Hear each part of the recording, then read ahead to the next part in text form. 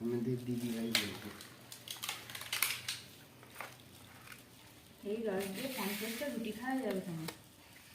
গরম গরম সন্দেশ আর তার সাথে হচ্ছে নলেন গুড়ের রাজভোগ। কোথাও পাবেন না এরকম, এটা শুধু নালিকুলি পাওয়া যায়। নারিকুলের রতু গাঙ্গুলির দোকানে। আজকে আমাদের রাত্রিরে রুটি দিয়ে কোনো কিচ্ছু না, এই আমরা রুটি দিয়ে ছানার তরকারি খাচ্ছি, মিষ্টি ছানার একটা তরকারি। রাজভোগ। এটা হচ্ছে এগুলো আমাদের পিকনিকে হয়েছিল, আমাদের খুব ভালো লেগেছে বলে। যে নলেন গুড়ের সন্দেশ খান আর এইখানে যে সন্দেশ বা রসগোল্লা আছে তার মধ্যে আকাশ পাতাল আমাদের পার্থক্য। গত পিকনিকে এগুলো সব হয়েছিল, সেগুলো আমাদের খেয়ে এত ভালো এটা লেগেছে। এবার দেখাও। আজকে এই যে এখানে জিনিসটা- কতগুলো আছে বেশ। সাইজটা দেখুন, স্পঞ্জিটা এটা হচ্ছে হ্যাঁ। 12 টাকা পিস।